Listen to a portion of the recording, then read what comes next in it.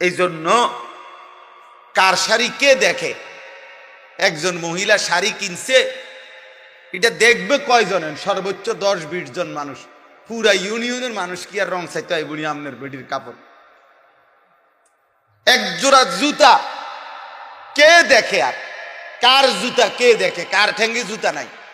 জুতা তো প্রত্যেকের পরনেই আছে। তাহলে বুঝি পুরা গ্রাম চুক্তি মানুষ আইব আমনের জুতা এক জোড়া চাইতে। এটা নইলে 10-20 জন মানুষ দেখবে। এটুকুর জন্য আস্তাগফিরুল্লাহ, এত বড় রমজান, এত বড় রহমত মাগফিরাত নাজাতের মাস, এভাবে জবাই করে দেওয়া, এভাবে বিসর্জন দেওয়া, এভাবে কোরবান করে দেওয়া, এটা উচিত না। এটা উচিত না, কোনোভাবেই উচিত না, কোনোভাবে উচিত। এজন্য স্ত্রীকে ফিরান, হাতে ধরে ফিরান, জোর করে ফিরান, যদি আপনি নিজে জাহান্নাম থেকে বাঁচতে চান। আর যদি মস্কারি করেন, হাসি দিয়ে উড়াইয়া দিলেন, অথবা বললেন হুজুর বলেন তো, বুঝি তো, পারি তো না, এই সমস্ত মস্কারি করলে ঠিক আছে আব্বা, দুনিয়া তো চলবে, কিন্তু আখিরাত চলবে না, আখিরাত চলবে না। রমজান আল্লাহ তাআলা যে জিনিসের নিয়ামত যেমন বেশি, গাফলতির শাস্তিও বেশি। যেমন মক্কা শরীফ, আল্লাহর ঘর কাবা, হারামের সীমানা যেটা হুদুদে হারাম, আল্লাহর ঘরের যে সীমানা, মসজিদে হারামের যে সীমানা, ওখানে নেকি যেমন অনেক, ওইখানের অপরাধ পাপের শাস্তিও অনেক, শাস্তিও অনেক।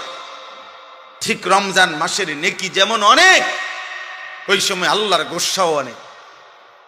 এই জন্য হাদিসের মধ্যে আছে, আল্লাহ নবী সাল্লাল্লাহু আলাইহি সাল্লাম বলছেন, আপনারা বহু শুনছেন ওয়াজে এটা, যে রমজানের শেষ দিন হযরত জিবরাইল আলাইহিস সালাম নবীজির কাছে এসে, নবীজি তখন মিম্বরের মধ্যে উঠতেছিলেন, এই মিম্বরের মধ্যে উঠা অবস্থায় আল্লাহ নবী সাল্লাল্লাহু আলাইহি সাল্লামের কাছে জিবরাইল আসছে, আর আয়েশা শুনাইছে, ইয়া রাসূলুল্লাহ, যে ব্যক্তি রমজান পেল, মান আদরাকা রমাদান, যে ব্যক্তি রমজান পর্যন্ত হায়াত পাইছিল, কিন্তু এত বড় রমজানে নিজের গুনাহ মাফ করাইতে পারে নাই, আল্লাহর সন্তুষ্টি অর্জন করতে পারে নাই, আল্লাহ নবী সাল্লাল্লাহু আলাইহি সাল্লামের কাছে জিবরাইল বলছে, ইয়া রাসূলুল্লাহ, ওই নাফরমানের উপরে আল্লাহর লানত, আমরা ফেরেশতাদের লানত।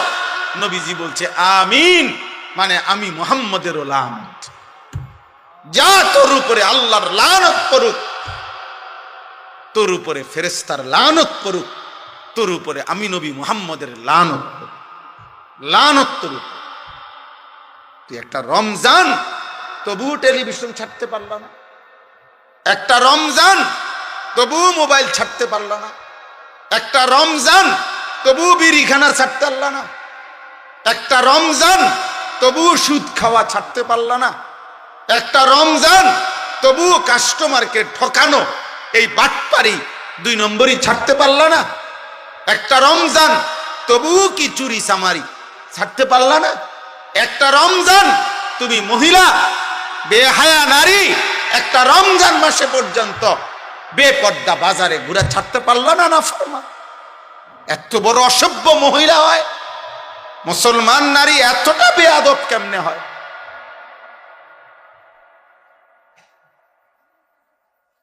এতটা অসভ্য কেমনে হয় বলে? এজন্য আল্লাহ রসুল বলছে, জিবরাইল আয়েশা বলে গেছে, ইয়া রাসূলুল্লাহ, লানত, তার উপরে লানত। তো যার উপরে আল্লাহর লানত, তারে রমজানে নেকি দিবে কে? যার উপরে নবীর লানত, যার উপরে ফেরেশতাদের লানত, তাকে নেকি দিবে কি? বলে রাসূলুল্লাহ সাল্লাল্লাহু আলাইহি ওয়াসাল্লাম বলেছেন, মান লাম ইয়াদা কাওলা যুর ওয়াল আমালা বিহি ফালাইসা লিল্লাহি হাজাতুন আন ইয়াদা তাআমাহু ওয়া শারাবাহু।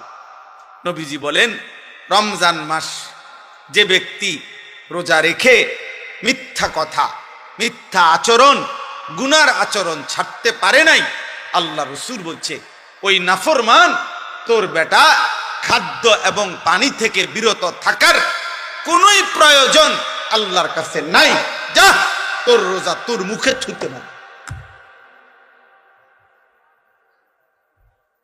তোর রোজা তোর মুখে ছুঁড়ে মারছে। নবীজি বলছে যা বেটা, তুই ভাত খাইলেই কি না খাইলেই কি, তুমি পানি পান করলেই কি না করলেই কি। আল্লাহ রসুল সাল্লাল্লাহু আলাইহি সাল্লাম বলছে, আল্লাহ নবী সাল্লাল্লাহু আলাইহি সাল্লাম বলছে আসসিয়ামু জুন্নাতুন, হে আমার উম্মত, রোজা হচ্ছে ঢাল, গুনাহ থেকে বাঁচার ঢাল স্বরূপ।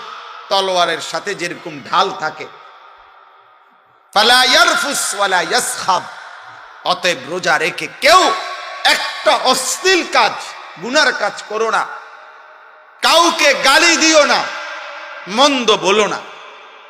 ওয়া ইনিমরুন কাতালাহু আও শাতামাহু ফালিয়াকুল ইন্নিমরুন সাইম মাররাতাইন।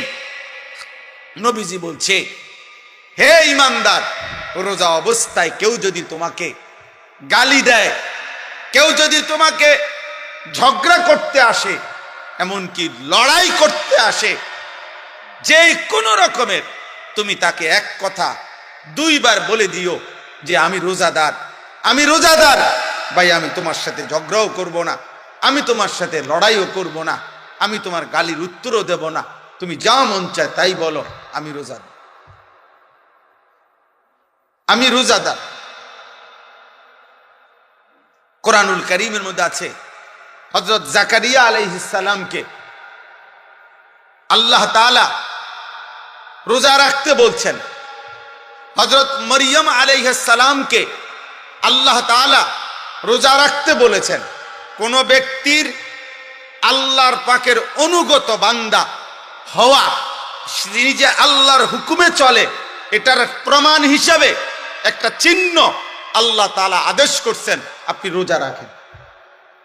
রোজাদার আল্লাহর প্রিয় বান্দা, রোজাদারের জন্য আল্লাহ তাআলা জান্নাতে আলাদা দরজা রাখছেন, ইউকালু লাহুর রায়্যান ইয়াদখুলুহুস সাইমুন। রোজাদারগণ শুধু ওই জান্নাতের ওই দরজা দিয়ে ঢুকবে। রোজাদার ঢুকা হলে অন্য কোনো বান্দা, অন্য কোনো ব্যক্তি ওই দরজা দিয়ে ঢুকতে পারবে না।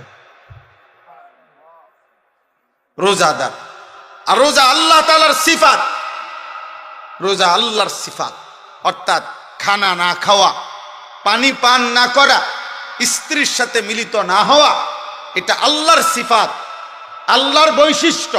আল্লাহ খায় না, আল্লাহ পান করে না, আল্লাহ স্ত্রী গ্রহণ করে না। তা আল্লাহ তাআলা বলে বান্দা যখন কিছুক্ষণের জন্য আমার রঙে রঙিন হয়, তো বান্দার এই আমলের বিনিময় আমি আল্লাহ নিজ হাতে দিয়ে থাকি। আস-সাওমু লি ওয়া আনা আজজি বিহি, আমি বিনিময় দিয়ে থাকি। আর কোন কোন হাদিসে আছে, কোন রিওয়ায়াতে আছে ওয়া আনা উজজা বিহি, অর্থ হইল রোজাদারের বিনিময় আমি আল্লাহ নিজেই, আমি তোর যা বান্দা যা লাগে নিস। কত বড় ফজিলত, কত বড় সুযোগ ছিল, কত বড়। আল্লাহ তাআলা নবী সাল্লাল্লাহু আলাইহি সাল্লামের মাধ্যমে শুনাইছেন এটা। রোজাদারের এত মর্যাদা বলছেন, এত মর্যাদা বলছেন। সেই রমজান মাসেও যদি কেউ 5 ওয়াক্ত নামাজ না পড়ে, আপনি তার কপালটা কেমন কপাল! আহ আয় হায় হায়, আপনাদের ওই সন্তানের কি হবে, আপনাদের ওই ছেলে মেয়ের কি হবে!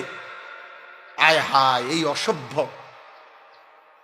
এই বেয়াদব, এই খায় আর পেশাব করে আর পায়খানা করে আর ঘুম যায়।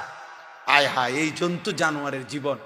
এক বেলা খায়, আর এক বেলা ঘুম যায়, আরেক বেলা পেশাব পায়খানা করে, এতটুকুই রাত পার করে, এভাবে দিন পার করে। এ তো জানোয়ারের জীবন, এ তো জন্তু জানোয়ারের জীবন, হাইওয়ানের জীবন, গরু গাধার জীবন। মুমিন মানে তো যে ইবাদত করে, মুসলমান মানে তো যে আল্লাহকে চেনে, ইমানদার মানে তো যে আখিরাতকে চেনে। আরে ওই দিন কিতাবে পড়ছি, একজন বিখ্যাত বুজুর্গ ছিলেন হযরত সুফিয়ান সাউরি রাহমাতুল্লাহি আলাইহি। আশ্চর্য, উনি একদিন ভালো খানা খাইছে, রাত্রে বেলা খানাটা একটু বেশি খাইছে, স্বাদ লাগছে, তো খাইয়াই আবার খানা খাইয়া বলতেছে, হায় শোনো, যেই গাধাকে বেশি খাওয়ায় মালিক তার থেকে কাজও বেশি নেয়। তো আমি গাধারে যেহেতু আমার মালিক আজকে বেশি খাওয়াইছে, যা আজকে রাত্র আর ঘুমাইতাম না, ফজর পর্যন্ত তো সারা রাত্র নফল ইবাদতের মধ্যেই ছিল, কেন বেশি খাইলাম? এবং উদাহরণ দিছে নিজেকে যে গাধাকে তার মালিক ভালো খাওয়াইলে কামও বেশি নেয়। আমার মালিক যেহেতু আজকে আমারে ভালো খাওয়াইছে, বেশি খাওয়াইছে, যা আমি আজকে আমার মালিকের গোলামি বেশি করব। এমন ছিল বুজুর্গান, এমন ছিল। ইমামে আজম আবু হানিফা রাহমাতুল্লাহ আলাইহি 61 খতম কোরআনুল করিম রমজান মাসে পড়ত, প্রতিদিন 2 খতম আলাদা, আর তারাবিতে মোট 1 খতম। ইমাম মালিক রাহমাতুল্লাহ আলাইহি রমজান মাস আসলে পৃথিবীর সব কাজ বন্ধ করে দিতেন, রমজান মাস আসলে শুধু কোরআনুল করিম, জিকির, তেলাওয়াত, ইবাদতে লেগে থাকত। রমজান মানে মুমিনের জন্য। মনে রাখবেন, যার মৃত্যু হবে, যার কবর আছে, যার আখিরাত আছে, যার ফুলসিরাত আছে, যার আমল নামা আছে, যার ভিতরে আছে যে আমাকে আল্লাহর সামনে হিসাব দিতে হবে, তার জন্য রমজান ভিন্ন কিছু, আলাদা কিছু, অনেক কিছু। আর যেই নাফরমান শুধু খায়, ঘুম যায় আর পেশাব করে আর দুনিয়া ভোগ করে, তার জন্য রমজান কিছুই। মুমিনের রমজান আলাদা। এই জন্য আল্লাহ নবী সাল্লাল্লাহু আলাইহি সাল্লাম 2 মাস রমজানের আগে রমজানের জন্য দোয়া করতেন। কি খামখেয়ালি কথা! এত আশা করতেন কেন? এত আশা, এই জন্য আমি লম্বা করতে চাই না। আমার কথা এটাই, আপনাদের প্রত্যেকের কাছে, ছেলেরা, বাবা, তোমাদের কাছে।